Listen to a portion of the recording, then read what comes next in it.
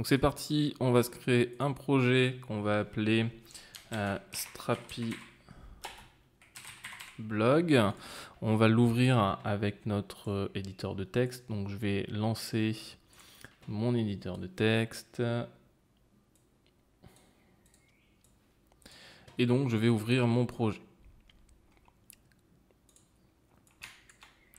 Maintenant que j'ai ça, je vais me rendre sur le site de Strapi pour savoir comment débuter.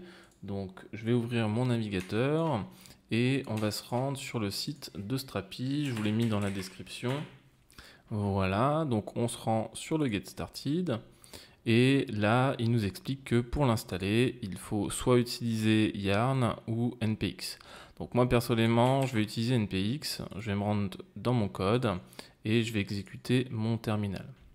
À l'intérieur de ce terminal, je vais lancer ma commande, donc my project. Je vais modifier le nom, je vais l'appeler tout simplement Strapi.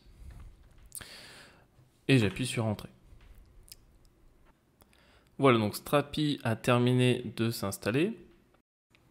Alors il me met que j'ai une erreur, c'est très certainement parce que j'ai déjà un process d'ouvert. Voilà, donc je vais fermer mon autre serveur Strapi et je vais pouvoir lancer ma commande. Donc vous, normalement, ça vous le lance automatiquement. Je vais me rendre à l'intérieur de mon dossier Strapi.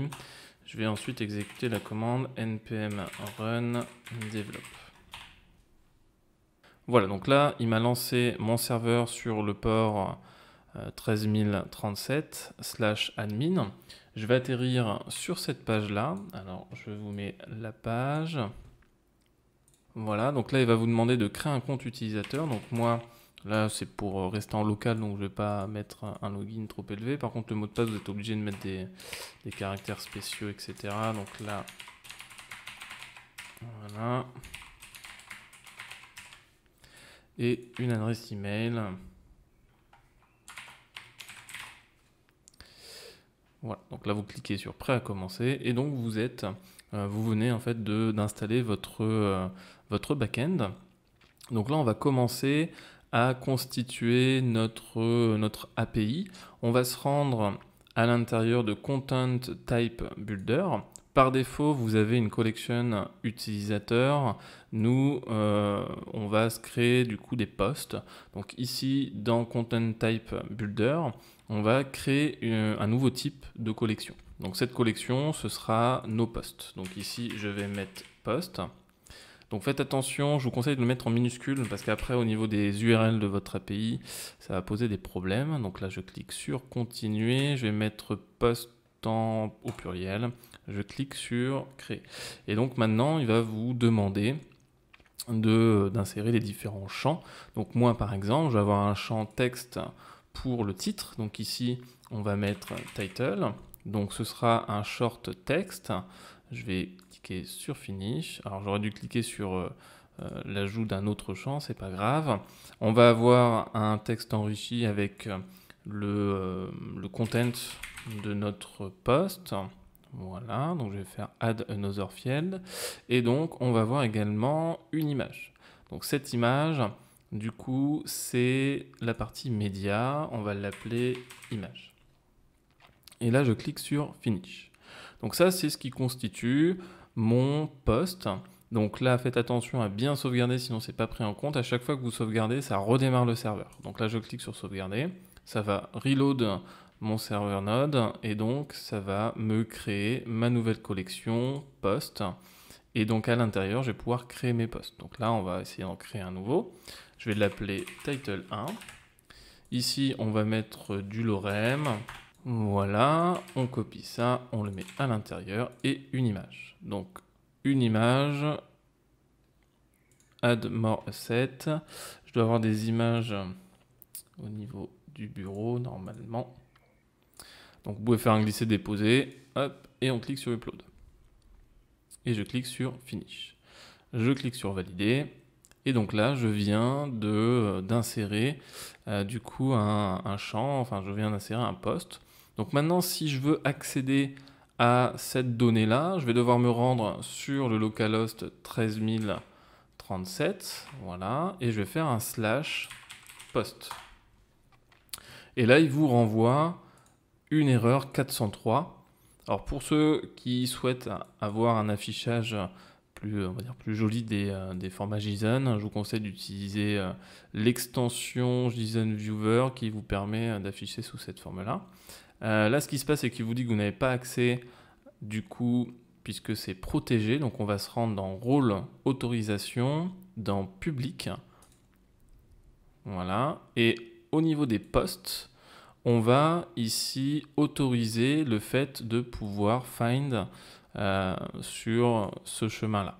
On va également autoriser le fait de find one, donc de pouvoir accéder à un seul article avec son identifiant. Donc on aura besoin de ce type d'URL et on va du coup sauvegarder.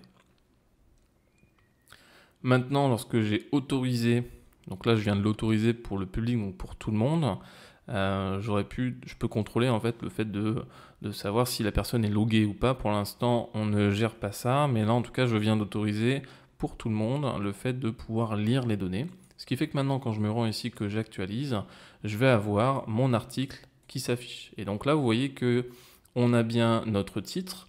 Il y a un identifiant qui a été généré, à savoir que par défaut, Strapi utilise SQLite. On va avoir également automatiquement un champ created at et updated at qui a été créé, donc ça c'est pratique. On va avoir également notre champ image et vous voyez qu'à l'intérieur ça nous a généré un tableau et dans ce tableau on a plusieurs informations, donc on a plusieurs formats, donc ça c'est intéressant, un peu comme WordPress. On va avoir le format large, médium, etc., etc. Donc ça c'est assez utile, c'est vraiment pas mal dans Strapi. Et donc on va tester d'en créer un autre. Donc là je vais me rendre ici, je vais en créer un autre. Donc on va l'appeler title 2. Pareil, je mets du lorem. Voilà. Alors, ok. On va insérer une image. Donc on va prendre la même, on va pas s'embêter. Et je valide. Donc maintenant que j'ai ça, donc on voit que lorsque je réactualise mon URL, je vais avoir accès... Hop, je vais avoir accès du coup à tous mes articles. Donc j'ai le premier et le deuxième. Ce qui fait que là, si je fais un /1, par exemple, je clique dessus, maintenant j'accède uniquement à l'article numéro 1. Donc là, vous avez vu que en quelques clics, on vient de créer une API REST, très simplement, et maintenant elle est prête à être consommée par une application qu'on pourrait créer avec un outil avancé comme du React, ou même encore quelque chose de beaucoup plus simple, avec du JavaScript par exemple, une simple application en HTML JavaScript. Bon, nous du coup on va aller un petit peu plus loin, parce qu'on a besoin certes de nos articles, mais on a aussi besoin de commentaires. Donc on va se rendre dans notre Content Type Builder et on va se créer une nouvelle collection. Cette collection, ce sera la collection Comment. Dedans, on va mettre un champ texte pour le pseudo. On va ajouter un autre champ qui sera le content de notre commentaire.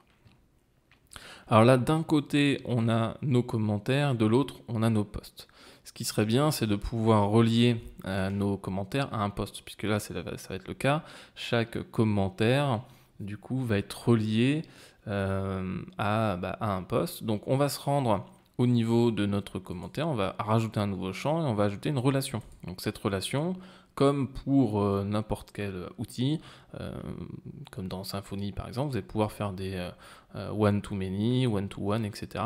Donc par exemple, nous, ce qu'on voudrait, c'est que comment appartient à plusieurs... alors ici, on va sélectionner post, du coup, comment, hop, voilà, et donc... on va sélectionner celle-là et donc un post aura plusieurs commentaires. Ici, je vais cliquer sur Finish. Voilà, donc maintenant, lorsque on va rajouter, donc on va se rendre, il faut qu'on sauvegarde dans un premier temps. Voilà, donc ça reload le serveur. On va se rendre dans notre collection Comment. On va rajouter un nouveau commentaire. Donc là, voilà. Et ici, vous avez vu qu'il y a un petit champ. Et on va dire que ce commentaire appartient à l'article title 1. Et donc là, on va valider. Donc maintenant, quand je vais me rendre sur l'article 1, donc je réactualise, Donc vous voyez qu'on a notre champ ici, enfin nos champs habituels, et on a un nouvel attribut qui est apparu, comment, qui nous affiche notre fameux commentaire. Donc on a bien son identifiant, le pseudo, le content, donc ça c'est normal. Et on a également le post auquel il appartient. Donc ça va nous permettre, côté front, de pouvoir afficher les commentaires uniquement de ce post-là. On a également, pareil, la date de création, update, qui a été créée automatiquement. Donc pour les commentaires, ce qui va se passer, c'est que on va se rendre au niveau de notre rôle et administration dans public. On va se rendre au niveau de notre nouvelle collection. Et ici, on a comment.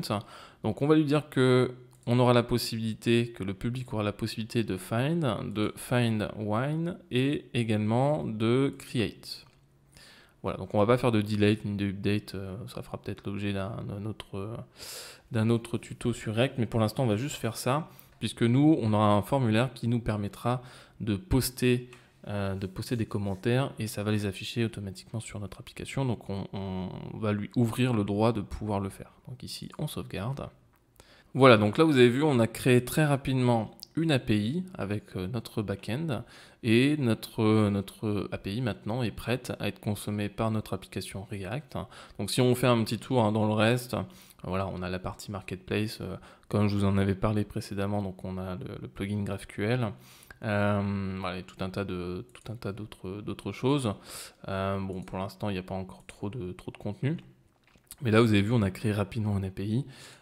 Et donc, ça permettrait à un client, par exemple, de pouvoir administrer son site très rapidement. Et vous, derrière, vous êtes libre. Là, comme je vous l'ai dit, c'est du SQLite, mais vous pourriez très bien mettre du MongoDB, par exemple. Et vous aurez également la possibilité de mettre n'importe quoi derrière au niveau des vues, avec du Angular, pourquoi pas du PHP ou du React. Donc je vous donne rendez-vous dans la prochaine vidéo où on va commencer à consommer notre API avec la réalisation d'une application en React.js. Je vous dis à très vite, ciao.